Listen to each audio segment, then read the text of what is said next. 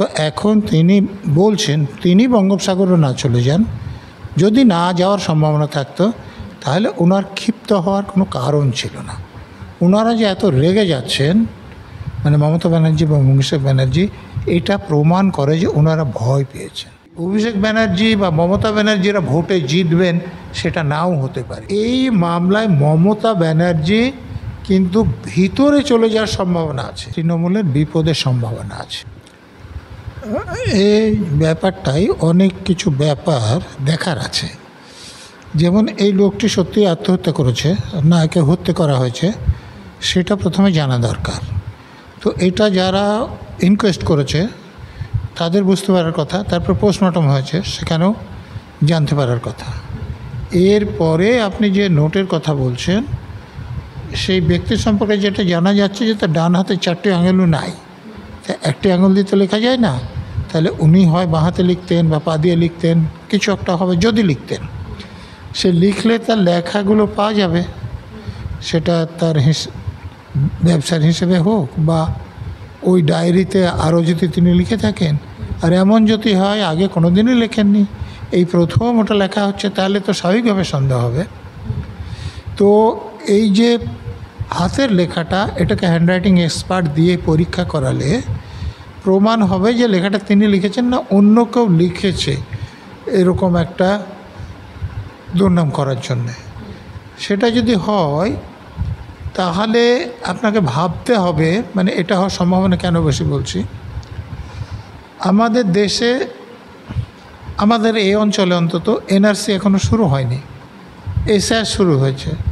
এসআরের নিয়মে বলা হয়েছে যে 2002 সালে যাদের নাম আছে, বাবা মার যদি নাম থাকে তাহলে তাকেও কোনো নথি দিতে হবে না, এমনি তার নাম অটোমেটিক উঠে যাবে। তো তার 2002 সালের লিস্টে তারও নাম আছে, তার বাবার নাম আছে, তার মার নাম আছে, তাহলে এসআইয়ের ভয় থাকার কোনো কথা নয়। আর এনআরসি যেহেতু শুরু হয়নি, আমি একটা বলবো, আমি এইটার একটা জেরক্স কপি দেখেছি কোনো একজন সাংবাদিকের কাছে, সেখানে কিন্তু এনআরসি কথাটা প্রথমে লেখা ছিল না, অন্য লেটার ছিল, সেটাকে ওভাররাইট করে সি করা হয়েছে। এনআরআই বা এরকম কিছু লেখা ছিল যে 5 জন এনআরআই, সেটা অনেক যুক্তিসঙ্গত হয়, পুরো লেখাটাই অসংলগ্ন। তো 4 জন এনআরসি, এগুলো তো কোনো অর্থই হয় না। তো আমার মনে হচ্ছে যে এই লেখাটা এমনও হতে পারে যে যার নামে চালানো হচ্ছে তিনি লেখেননি, অন্য কেউ লিখেছেন, সেটা রাজনৈতিক স্বার্থে। যদি হাতের লেখাটা না মেলে তাহলে পুলিশের উচিত খুঁজে বের করা যে কারা এটা লিখেছেন, ষড়যন্ত্র কে করেছে, তাদের বিরুদ্ধে তদন্ত করে তাদেরকে জেলে পাঠানো উচিত, সাজার ব্যবস্থা করা উচিত, আমি যেটা বলতে চাইছি। পরিবারের, আপনি যেটা এক্ষুনি বললেন সেটা কিন্তু পরিবারের সদস্যরাও জানিয়েছেন যে তার ডান হাতের 4টে আঙুল ছিল না, ফলে তিনি লিখতে পারতেন কি না আদৌ সেটা নিয়ে তো প্রশ্ন উঠছেই। এবং এই পরিস্থিতিতে অভিযোগ দায়ের করাটা রাজনৈতিক দিক থেকেও যথেষ্ট তাৎপর্যপূর্ণ হয়েছে। প্রদীপ করের শেষকৃত্যে তাতে দেখা যাচ্ছে যে ব্যারাকপুরের সাংসদ পার্থ ভৌমিক এবং পানিহাটির বিধায়ক নির্মল ঘোষ তারাও উপস্থিত হয়েছেন। তাহলে এই বিষয়টা তো একটা রাজনৈতিক দিকেই ইঙ্গিত করছে, রাজনৈতিক মেরুকরণের দিকে ইঙ্গিত করছে। আপনি যাদের নাম বলছেন তারা তো এইসব করাতে পাকাপোক্ত লোক। এর আগে উদাহরণ আছে, এই যে আরজিকর কাণ্ডে ওই যে মহিলা ডাক্তারের মৃতদেহ, আগে যে মৃতদেহগুলো ছিল লাইনে তাদেরকে বাদ দিয়ে তার মৃতদেহটা আগে পুড়িয়ে দেওয়া হয়েছিল, যাতে করে আর দ্বিতীয়বার ময়নাতদন্তের কোনো সুযোগ থাকে না। এখানেও কেউ এই হইচই হওয়ার আগে তার মৃতদেহটা পুড়িয়ে দিয়েছেন তার আগে, তারপর তারা যেগুলো প্রকাশ করছেন। কিন্তু তারপরেও তদন্ত হলে কারা এটা করেছেন সেটা কিন্তু বেরিয়ে পড়বে বলে মনে করি। এই যেমন আমরা দেখেছিলাম যে জাস্টিস ফর আরজি কর সারা রাজ্য থেকে শুরু করে সারা দেশ স্লোগান তুলেছিল, সেখানে এখন দেখা যাচ্ছে অভিষেক বন্দ্যোপাধ্যায় জাস্টিস ফর প্রদীপ কর এমন স্লোগান দিচ্ছেন, কি বলবেন এই বিষয়ে? না, এটাতে একটাই কথা বলা, আমাদের রাজ্যের যিনি মুখ্যমন্ত্রী তথা পুলিশ মন্ত্রী তিনি এই ব্যাপারটা শুরু করেছেন। তিনি LLB পাস বলে দাবি করেন, কিন্তু তিনি প্রথমে বলেছেন যে নির্বাচন কমিশন যখন নির্বাচন ঘোষিত হবে তারপরে তাদের ক্ষমতা, তার আগে তাদের কোনো ক্ষমতা নেই। অতএব তারা যা করছে সেগুলো বেআইনি, অতএব তাদের বিরুদ্ধে দলকে তিনি লেলিয়ে দিয়েছেন। আমি বলছি আইন সম্পূর্ণ অন্য। সংবিধানের 324 ধারা 6 নম্বর উপধারায় পরিষ্কার বলা আছে যে নির্বাচন কমিশন চাইলে রাষ্ট্রপতি কেন্দ্রীয় সরকারি কর্মচারীদের এবং রাজ্যপাল রাজ্য সরকারি কর্মচারীদের নির্বাচন কমিশনের অধীন করে দেবেন। এবং আমাদের এখানে যে রিপ্রেজেন্টেশন অফ পিপল অ্যাক্ট আছে, 50 সালের একটা আছে, 51 সালের একটা আছে। 50 সালের যে একটা আছে তার 39 নম্বর ধারায় খুব পরিষ্কারভাবে বলা হয়েছে যে যদি নির্বাচন কমিশন চায় তাহলে এই কর্পোরেশন, পৌরসভা, পঞ্চায়েতের লোকগুলোকেও নির্বাচন কমিশনের কাজের জন্য দিতে হবে। দিতে পারে না, দিতে হবে। আরও সিসি সেটা খুব পরীক্ষাভাবে বলছে যে যারা এই কাজ করবে তাদের কন্ট্রোল, সুপারিনটেন্ডেন্স এবং ডিসিপ্লিন, অর্থাৎ তাদেরকে নিয়ন্ত্রণ করবে নির্বাচন কমিশন, তাদের কাজ দেখাশোনা করবে নির্বাচন কমিশন, এবং তাদের বিরুদ্ধে কোনো শাস্তিমূলক ব্যবস্থা নিতে হলে নির্বাচন কমিশন ডিসিপ্লিনারি প্রসিডিং করবে। অর্থাৎ নির্বাচন কমিশনের পুরোপুরি এখতিয়ার আছে তাদের উপর, আইন বলছে। আর সাজাটা কী হবে সেটা 32 নম্বর ধারায় বলা আছে যে 2 বছর পর্যন্ত জেল হতে পারবে যদি যাদেরকে যে দায়িত্ব দেওয়া হয়েছে সেটা যদি ঠিকভাবে পালন না করেন। এমনকি কোনো ব্যক্তি যদি কোনো ফলস ডিক্লারেশন দেন তাহলে তারও সাজার কথা 31 নম্বর ধারায় বলা আছে। অর্থাৎ নির্বাচন কমিশনের আইনি অধিকার পুরোপুরি আছে, কিন্তু শাসক দলের লোকেরা ওই মুখ্যমন্ত্রী তথা পুলিশ মন্ত্রী বলার পর যেসব কাজ করছেন সেগুলো অপরাধ। কেন বলছি আমি? যে একজন বলছে যে দেখুন একজনের নামও যদি বাদ যায় তাহলে যে বিজেপিকে দেখব তাকে আমরা আগুন জ্বালিয়ে দেব। এটা তো সন্ত্রাস।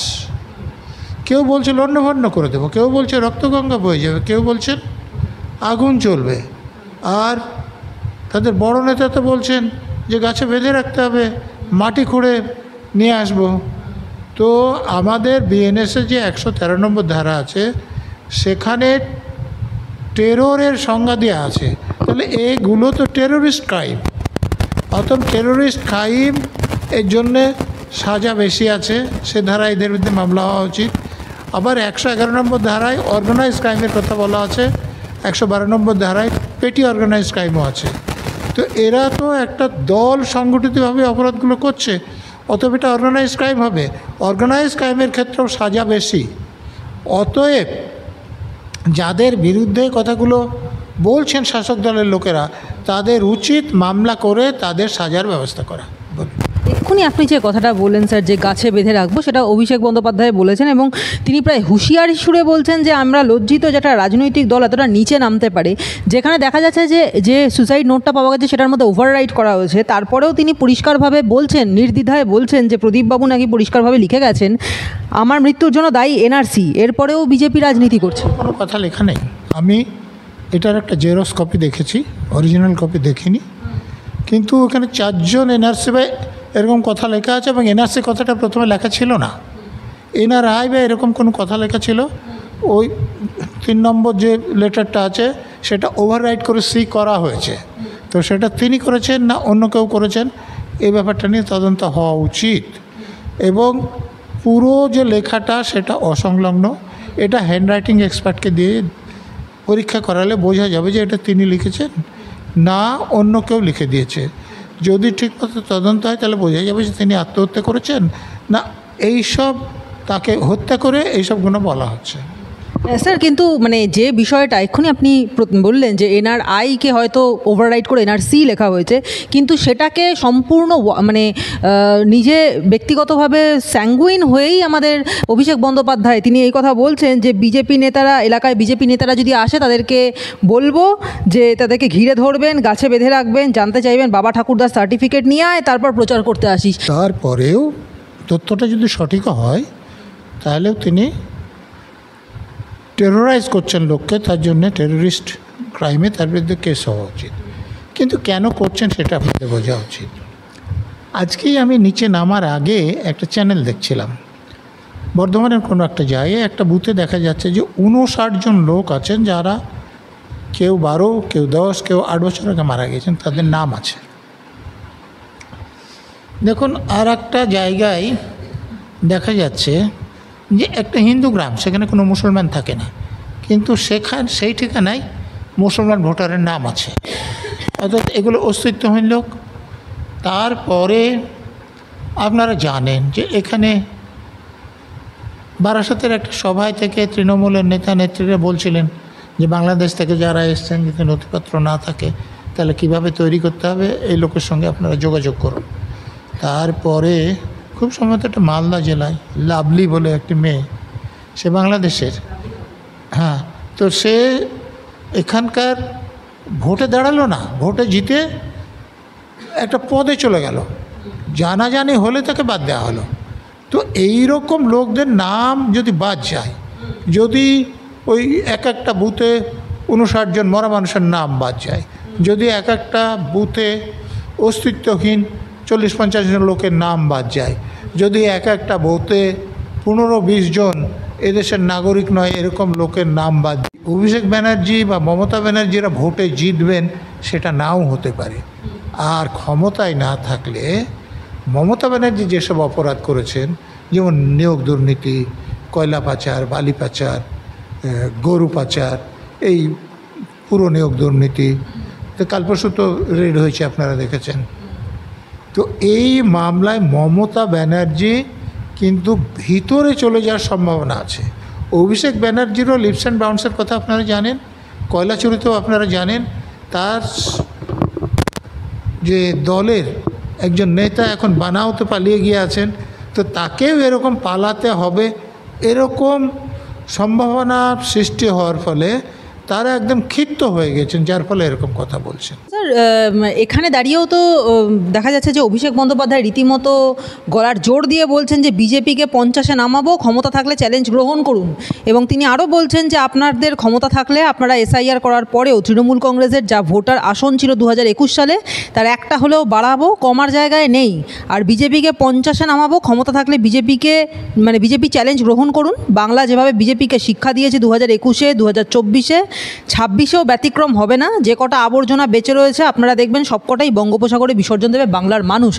এতখানি যখন দেখা যাচ্ছে যে এসআইআর হবে, সেখানে প্রচুর ভোটারের নাম বাদ যাবে, যারা মৃত ভোটার, যারা বাংলাদেশ থেকে আসা অনুপ্রবেশকারী, তারপরেও এতখানি গলার জোর দিয়ে কী করে অভিষেক বন্দ্যোপাধ্যায় বলতে পারছেন? তাহলে কি নির্বাচন কমিশনের ওপরে তাদের আস্থা আছে, বা কোনোভাবে নির্বাচন কমিশনের সঙ্গে তাদের এই বোঝাপড়া রয়েছে যে এবারেও 26-এর ভোটেও যে কোনোভাবে হোক তারা ক্ষমতায় আসতে পারেন?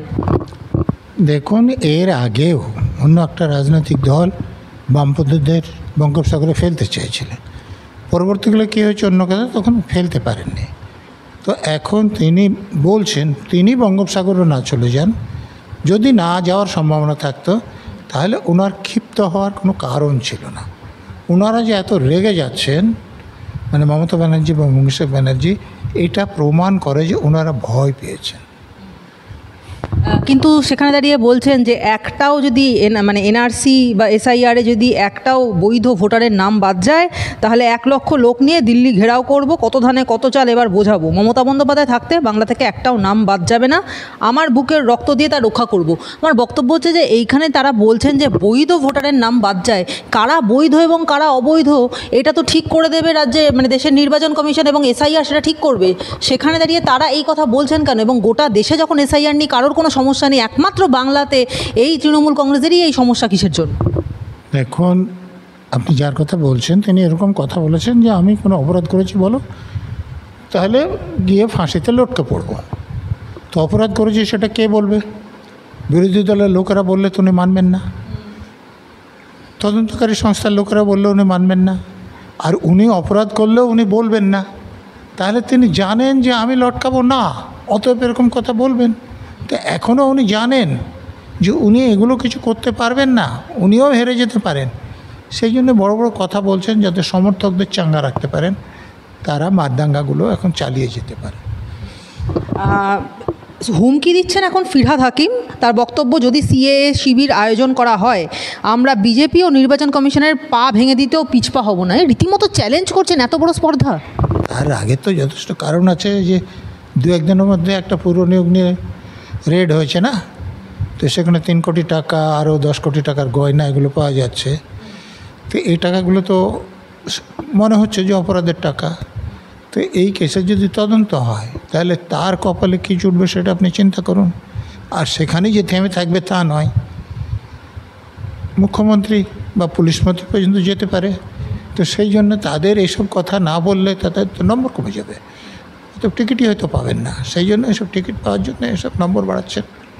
এবং তাহলে কি আপনি এই বিষয়টা মানে যে কুণাল ঘোষ যে বলছেন যে আবারও তৃণমূল 250টা সিট পাবে যতই এসআইআর হোক না কেন, এটাও কি শুধুমাত্রই এই মানে নেত্রীর মানে পদলেহন করার জন্যই এই কথা বলা? দেখুন, কুণাল ঘোষ কী না বলেন, আপনারা ওনার দুর্ভাগ্যটার কথা ভাবুন।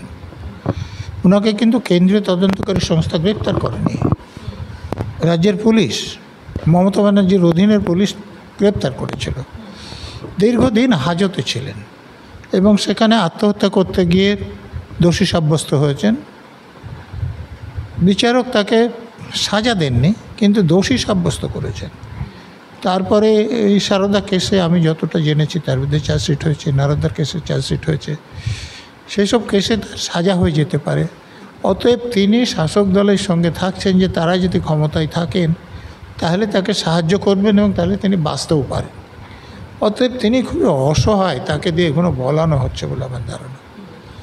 স্যার, যেখানে দেখা যাচ্ছে যে সমস্ত তৃণমূল নেতারা হেভিওয়েট থেকে একটু কম মানে কম যে নেতারা রয়েছেন তৃণমূল স্তরের নেতারা, তারা সবাই যখন এসআইআরের বিরুদ্ধাচরণ করছে, সেখানে তৃণমূলের রীতিমতো নামজাদা বীরভূমের বাঘ অনুব্রত মণ্ডল তিনি বলছেন যে এসআইআর তো ভালো জিনিস, অসুবিধে কি হোক না। মানে হঠাৎ করে এই উল্টো গঙ্গা বা মানে বইয়ে দেওয়ার কারণটা কি অনুব্রত মণ্ডলের? দেখুন, অন্যান্য যারা নেতা আছেন তাদের সঙ্গে বিরোধ সে বিরোধে ওখানে তিনি আর বাঘ নন। যেহেতু মমতা ব্যানার্জির হাত তার মাথার উপর আছে, সেই জন্য তিনি হাজতে যাননি, নাহলে তিনি যে অপরাধ করেছিলেন তার হাজতে চলে যাওয়ার কথা বলবেন, সেটা অস্বাভাবিক কিছু নয়। একটা শেষ প্রশ্ন করব যে সর্বশেষ এসআইআর যদি হয় তাহলে 26-এ তৃণমূলের ভবিষ্যৎ কি দেখতে পাচ্ছেন আপনি? এসআইআর শুধু হলে হবে না, যেসব মরা মানুষের নাম আছে, যেসব অস্তিত্বহীন মানুষের নাম আছে, যেসব অনাগরিক মানুষের নাম আছে, সেগুলো যদি বাদ যায় তাহলে তৃণমূলের বিপদের সম্ভাবনা আছে।